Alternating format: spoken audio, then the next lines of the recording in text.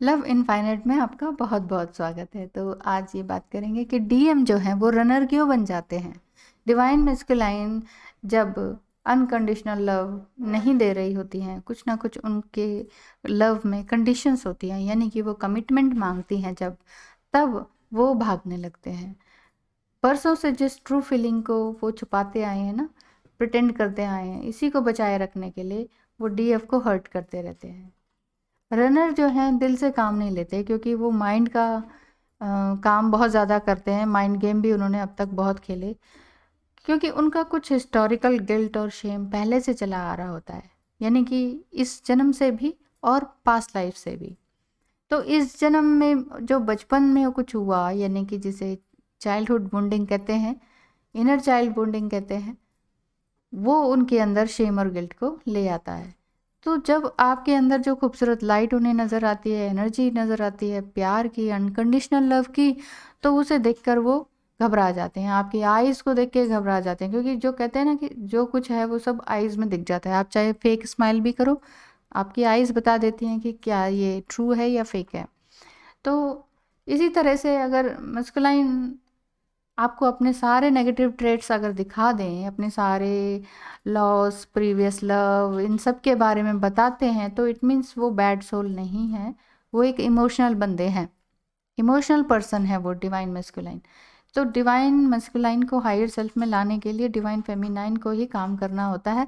लेकिन ये कहते हो आप लोग कि ये तो नाइंसाफ़ी है, ऐसा कुछ नहीं है।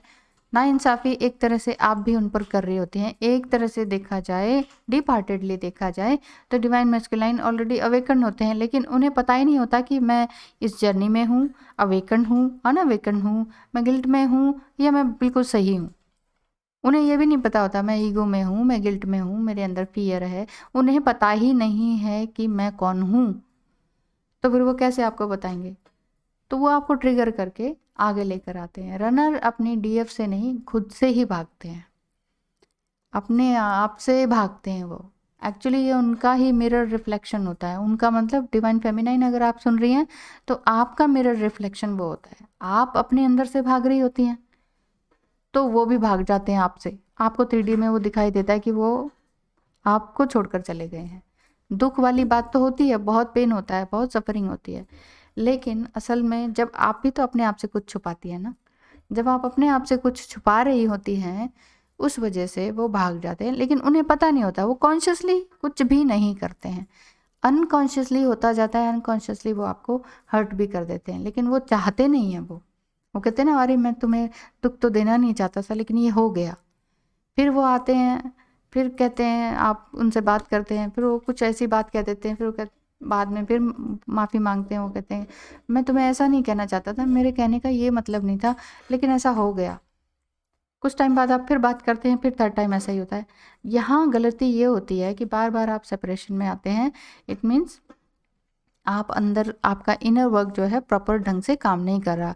जब भी इनर वर्क का मतलब है कि अनकंडीशनल लव पहले अपने आप को देना, दूसरे से नहीं एक्सपेक्ट करना, कुछ भी एक्सपेक्ट नहीं करना है। कमिटमेंट तो बिल्कुल ही नहीं मांगनी है। जब भी मैं भी अपने डीएम से कमिटमेंट मांगती थी कि बताओ अब क्या नेक्स्ट मंथ क्या करोगे, उसके नेक्स्ट मंथ क्या क्या कमिटमेंट करते हो, क्या बच्चों को संभालोगे, क्या करोगे, तो वो उस चीज़ से वो भाग जाते थे।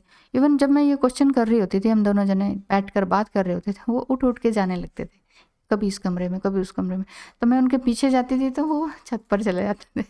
तो ये होता रहता है। रनर अगर आपके घर में भी हैं, तो वो घर में ही दौड़ने लग जाएंगे, अदरवाइज़ वो आपको छोड़कर चले जाते हैं। वो इतना ज़्यादा आप कमिटमेंट मांगती हैं कि वो छोड़कर चले ही जाते हैं, लिटरली। तो यही सारे कारण हैं, इसलिए वो सेपरेशन को चूज़ कर लेते हैं, क्योंकि उन्हें लगता है कि इससे वो प्रोटेक्ट हो जाएंगे। वो सोचते हैं, हाँ चलो सांस में सांस आई, अब कोई मेरे सिर पे खड़ा नहीं है ये पूछने के लिए, चल भाई बता नेक्स्ट टाइम अब क्या तेरा नेक्स्ट स्टेप है। तो वो उस चीज़ से डर जाते हैं और ये फील करते हैं, चलो मैं बच गया, प्रोटेक्ट हो गया मैं। क्योंकि वो डीएफ के लायक अपने आप को समझते नहीं है। वो उनको लगता है कि मैं ना शायद इसके लायक नहीं हूँ, ये तो बहुत कुछ आगे पा सकती थी, लेकिन मैं क्यों मिल गया इसको, और ये मेरे पीछे क्यों पड़ी है, मेरे पास तो कुछ है ही नहीं, मैं तो इस लायक ही नहीं हूँ। बस वो अपने आप को, यही तो मैं कह रही हूँ ना, गिल्ट में है, वो शेम में है। वो समझ भी नहीं पा रहे हैं कि वो गिल्ट और शेम में है।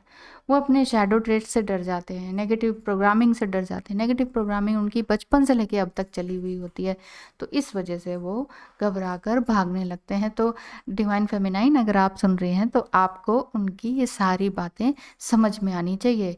उनका कभी मजाक नहीं उड़ाना चाहिए, कभी भी नहीं, क्योंकि वो आपकी अदर हाफ सोल हैं।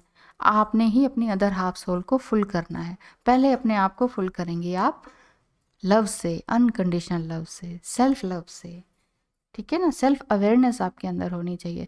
और जब भी आप कहेंगे कि अच्छा अब तो मैं तो हैप्पी हो गई हूँ, जॉयफुल रह रही हूँ, उसी टाइम आपके डिवाइन मैस्कुलाइन आएंगे आपके पास, और अगर आपने उनसे कुछ एक्सपेक्ट किया, कुछ कमिटमेंट मांगा, वो फिर रनर हो जाएंगे।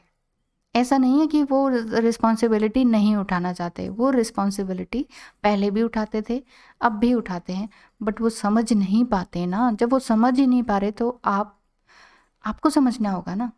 आप इतना तो समझ ही चुकी हैं कि वो रनर है, आप ट्विन फ्लेम जर्नी में। उन्हें तो कई बार ये भी नहीं पता होता कि ये किस जर्नी में है और मुझे हो क्या रहा है, उन्हें पता ही नहीं होता। तो लेकर आना आपका ही काम है, ठीक है। Thank you so much for joining me. Bye bye.